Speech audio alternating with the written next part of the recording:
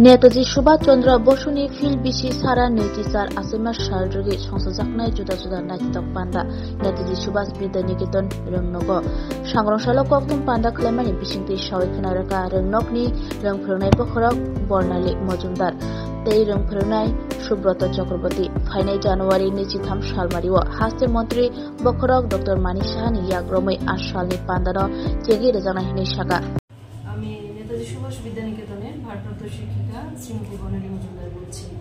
এবার 128তম নেতাজি জন্মজয়ন্তী উৎসব পালিত হচ্ছে আমাদের বিদ্যানিকেতনে।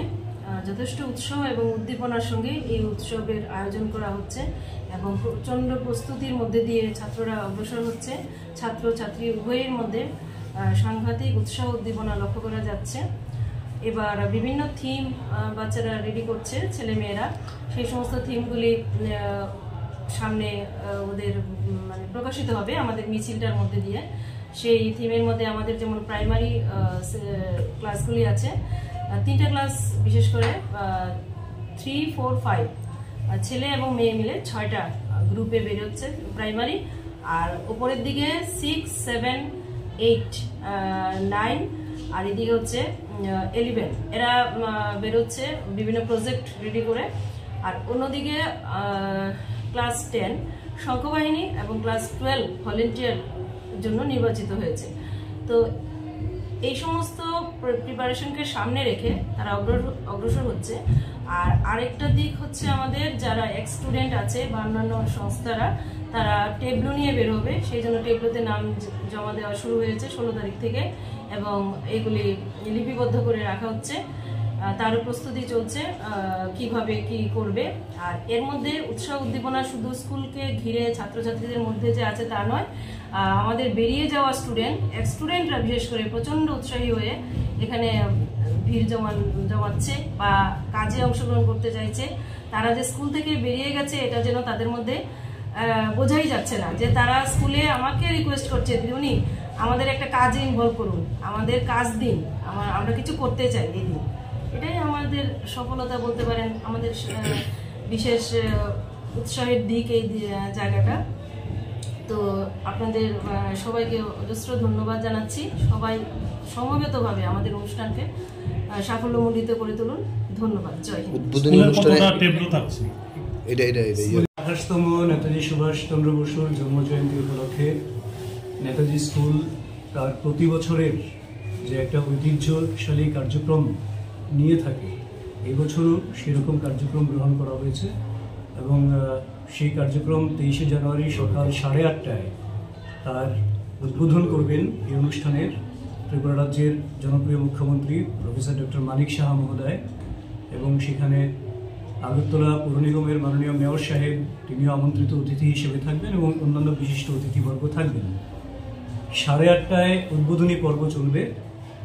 9:15 থেকে 9:30-এর মধ্যে আমাদের শোভাযাত্রা বেরোবে। শোভাযাত্রায় বিদ্যালয়ের মোট 24টা থিম রয়েছে।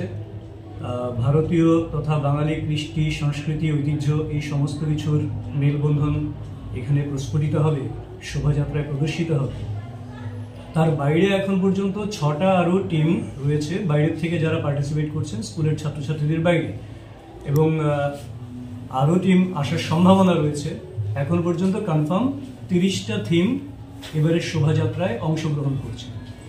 তো বরাবরের মতনই আগরতলা শহরবাসী বিশেষ করে এবং তার বাইরেও কিছু কিছু জায়গা থেকে এই ঐতিহ্যশালী শোভাযাত্রা দেখার জন্য সমবেত হন রাস্তার দুধারে।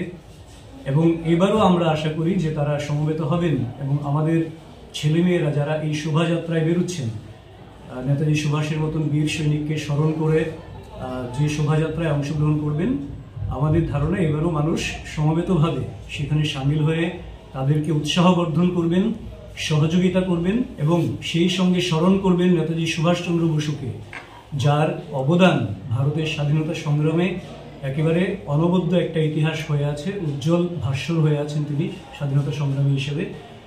এবং যে শোভাযাত্রার পথ রয়েছে সেটাও বিদ্যালয় থেকে পোস্ট অফিস চৌমুনি, প্যারাডাইস চৌমুনি, IGM চৌমুনি, ওরিয়েন্ট চৌমুনি, জ্যাকসন গেট, কামান চৌমুনি এবং নেতাজি কর্নার মহারাজগঞ্জ বাজার হয়ে আবার নেতাজি চৌমুনি হয়ে আমাদের বিদ্যালয়ে পৌঁছাবে। এই হচ্ছে আমাদের রুট প্ল্যান। তো সামগ্রিকভাবে আমাদের বর্তমান প্রাক্তন ছাত্রছাত্রী যারা রয়েছেন, শিক্ষক শিক্ষিকা যারা রয়েছেন, স্কুলের শুভানুধ্যায়ী যারা রয়েছেন এবং আপামর আগরতলা শহরবাসী যারা রয়েছেন, সবার সহযোগিতায় এবারও শোভাযাত্রা একটা অন্য মাত্রা পাবে, সেটা আমরা আশা করছি। বিশেষ কোনো থিম কি রয়েছে এবছর? বিশেষ থিম বলতে সমস্ত ধরনের থিম বললাম, ভারতীয় তথা বাঙালি কৃষ্টি সংস্কৃতি ঐতিহ্য, মকর সংক্রান্তি যেমন রয়েছে, বিজু উৎসব যেমন রয়েছে, এবার প্রভু শ্রীরামের যে আগমন, মানে রাম মন্দিরের শুভ উদ্বোধন যেটা রয়েছে 22 তারিখ, সেটা আপনারা সবাই জানেন। তো প্রভু রামের উপর 4টি থিম রয়েছে এখানে। তো এবার বিজ্ঞানও রয়েছে সেখানে। সমস্ত কিছু মিলে যেটা হয়, সামগ্রিকভাবে বলতে পারি ভারতীয় কৃষ্টি সংস্কৃতি ঐতিহ্য তথা বাঙালি তথা ত্রিপুরার কৃষ্টি সংস্কৃতি ঐতিহ্য সবকটার একটা মেলবন্ধন এখানে আমরা তুলে ধরতে পারছি। কয়টা নাগাদ শোভাযাত্রাটি বের হবে? 9টা 15-তে শোভাযাত্রা বেরোবে, এটা আমাদের শিডিউল রয়েছে। বড়জোর 5-7 মিনিট বেশি হতে পারে।